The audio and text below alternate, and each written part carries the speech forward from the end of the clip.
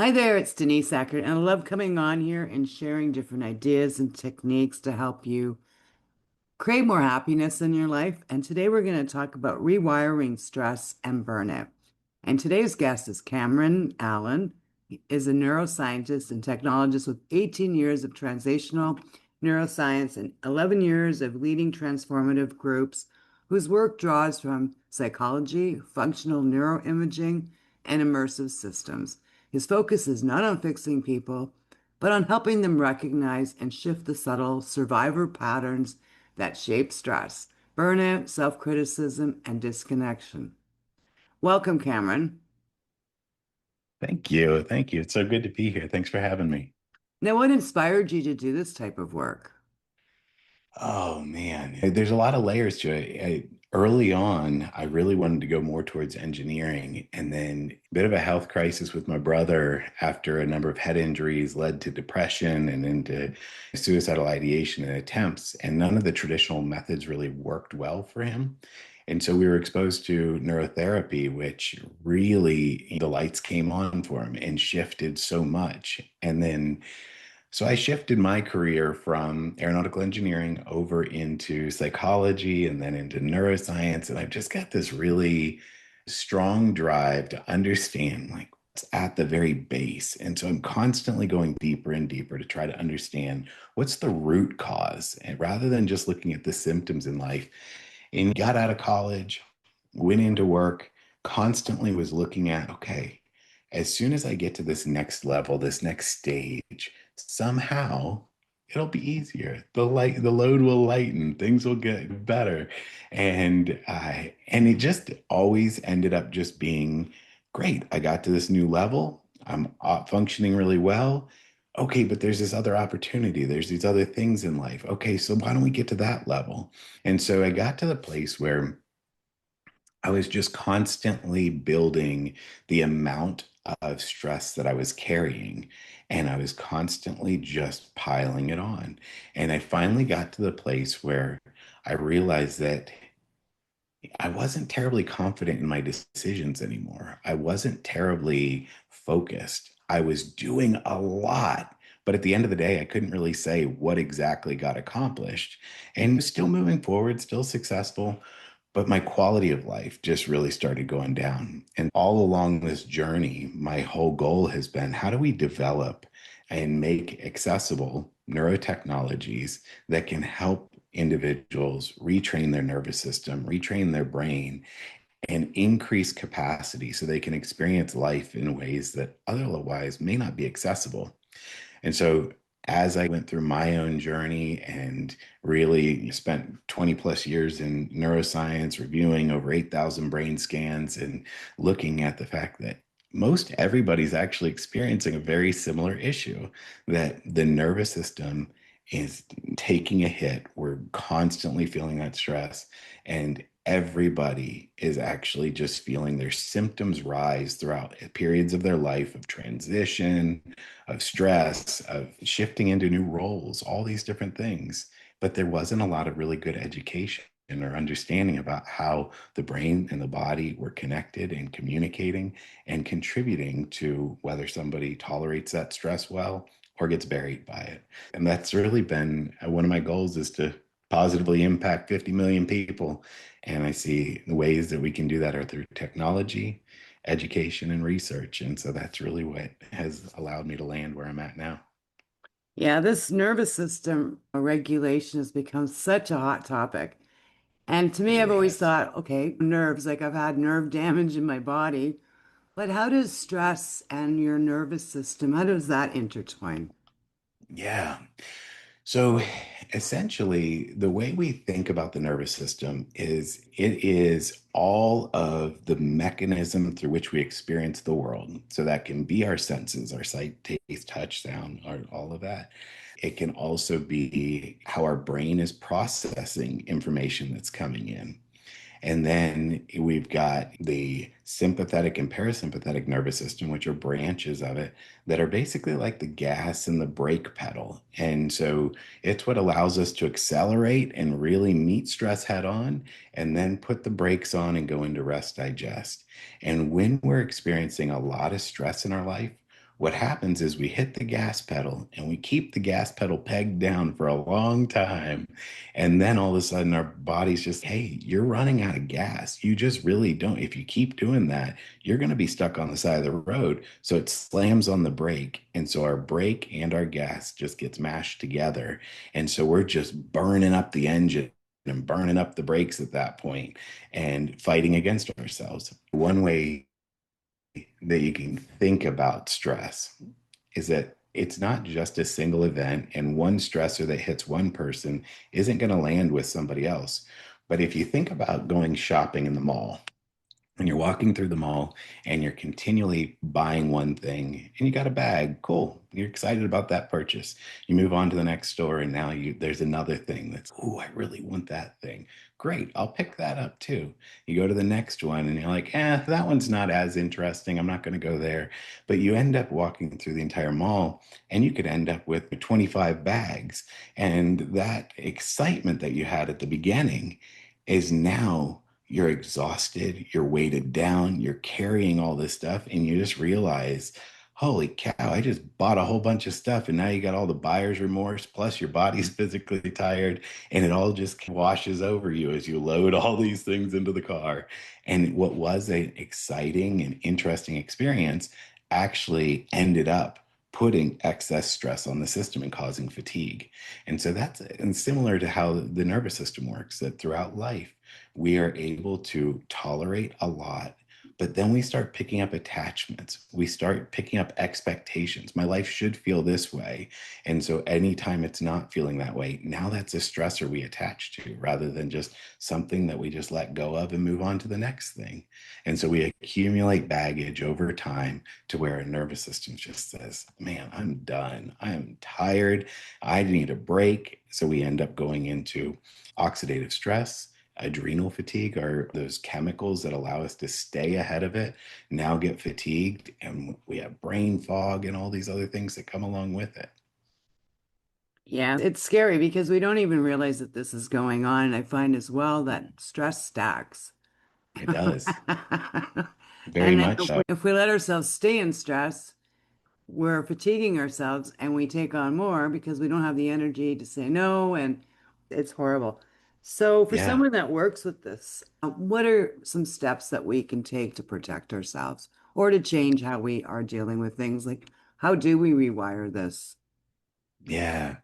That's a good question. I think some of the biggest pieces are really initially stopping and checking in and really looking at what are the pieces that we are attaching to in life. Why I say that is that when we have an expectation of the way something should go, and like you said, stress stacks. So what happens is we experience a little bit more stress, our resilience actually goes down. And so the next level of stress that we have, our window of tolerance for that stress is smaller and smaller. And so what we oftentimes do is in under stress, we're blocking the ability to feel connection and feel oxytocin, feel bonded, feel trust, feel grounded. And so what we use instead is actually dopamine. And dopamine allows us to feel like motivated, excited, and it pulls us out of that heaviness that stress brings momentarily. And so, what we oftentimes do is we go into rumination, we go into overthinking, overprocessing, trying to problem solve. And every time we come up with a new novel way to solve our problems, we get a little bit of that dopamine, but it then turns into the stress chemicals again and brings us back down. And so, a few things happen when we get into that stress state and where our accelerator is stuck on and the brake is stuck on, being able to actually slow it down. Just take a minute, begin to sit with that feeling in your body, a feeling that I've got to do something, I've got something's coming up.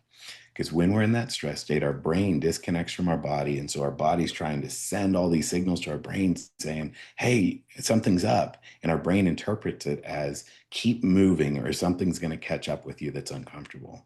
But if you stop and you actually look at it, there's really nothing ominous there. That sensation isn't a threat. It's just a message. And so if you can bring curiosity to that sensation and just say, I noticed that's there. Why is that there? What's going on there?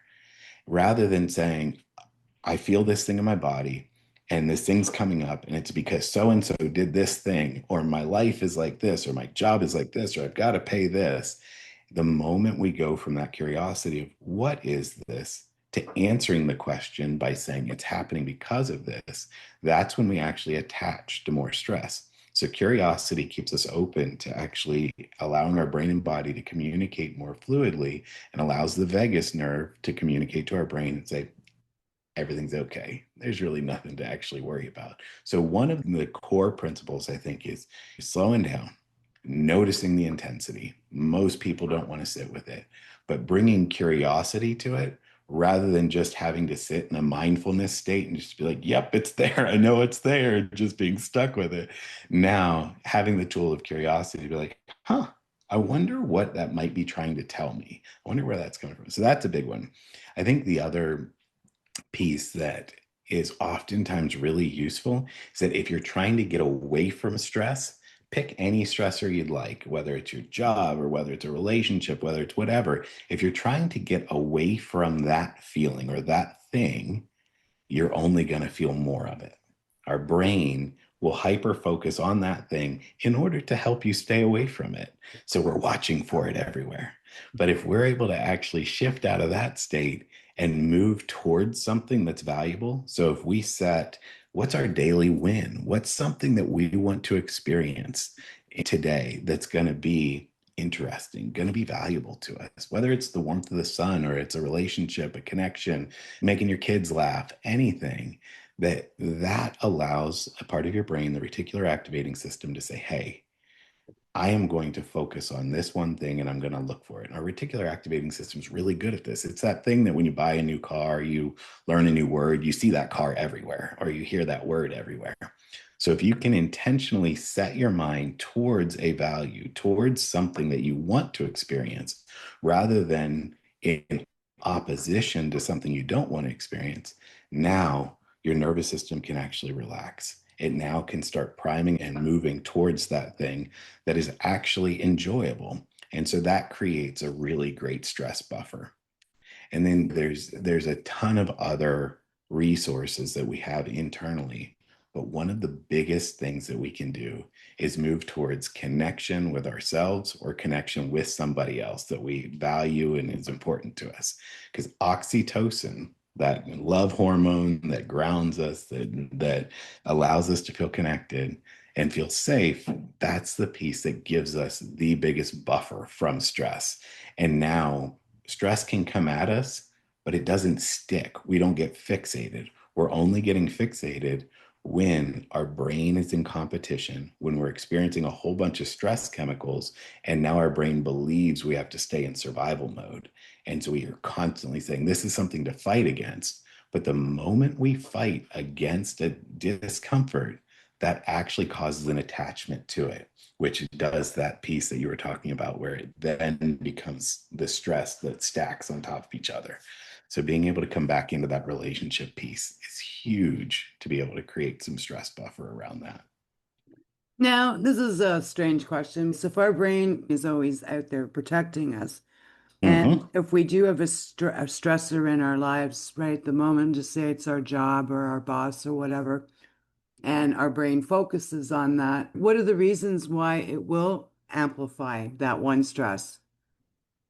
Yeah, that's a great question. So, what the core mechanism of what happens is that initially we end up having our amygdala saying, hey, here is something that if we don't solve this problem, it's going to kill us. And what, because our amygdala is saying, what's going to keep us alive for the next 4 seconds? And so, any of those stressors that are coming in are telling our brain on a cellular level, there's a chance that this is going to get you. So, hyperfixate on it, focus on it. And then what happens is we go into problem solving mode. We look for solutions. Every time we come up with a solution, we get that dopamine.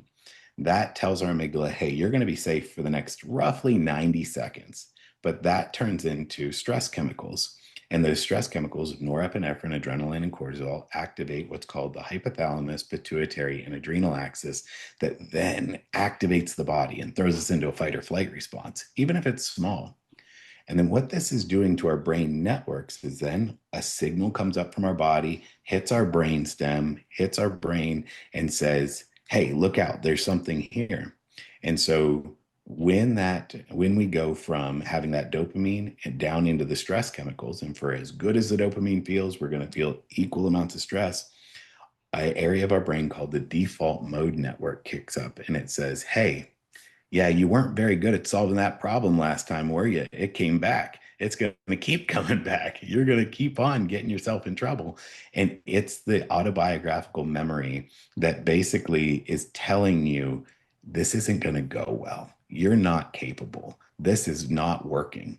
And so that part of your brain, normally, if you're in a place where you're not completely in a stress state, your salience network, what kind of focuses and spotlights what's important to you, your executive networks that allows you to engage in emotional control and emotional regulation, and your default mode network all work together to keep each other fact check and focused on the things that are important to you.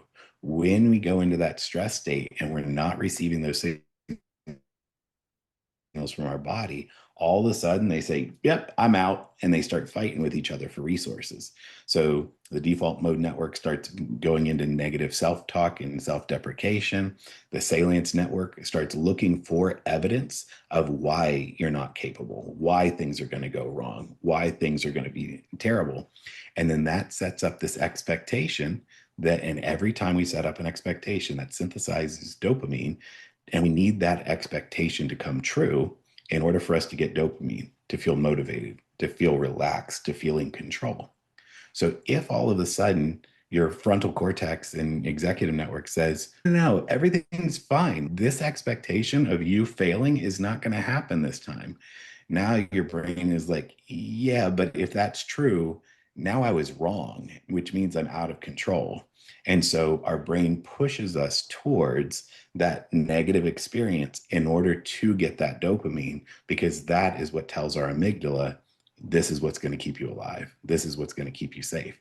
And so it's so counterintuitive that if we know this, if we know that these things are not great for us, but our brain is telling us, no, do it. So you at least just feel like you're going to be alive, then how do we actually change that? And that's where it goes into that piece of you can't just immediately shift it, because the brain likes choices. And the moment you take a choice away, now the brain's, no, I've got to hold on to that. That means I'm going to be safe, even if it's a negative thing for us. And so that's where moving towards relationship, connection, curiosity, committed action towards values allows you to actually break that pattern. And then everything in the system can resolve. But yeah, it really comes down to cellular survival and this belief that if we don't experience, if we don't hyper focus on that thing, then, and if we don't actually experience that negative thing, then it means that we are out of control. And that is not something many of us like. No. And when it's the problem too is when we are feeling stressed out or burnt out, it's really hard to get ourselves out of that slump. And you mentioned a couple of different practical exercises that we can do. And one of them is having that connection with someone else, which makes a lot of sense because you're not thinking about, you're talking to someone else, you're focusing on them. And another practice you mentioned was to ask ourselves how we're doing and to really check in with ourselves. Are there any other practical exercises that you can recommend to switch things up? Yeah, I strongly recommend the practice of every morning writing down what are three things I want to experience today. And then, and they don't have to be goals per se. They're just, like I said, I want to make my kids laugh. I want to feel the sunshine. I want to experience whatever. I want to connect with somebody. Then at the end of the day, writing down, and make sure you write them down in the morning and then write them down at night. What were three things that happened today? I got into an argument at work and this is what I learned from it.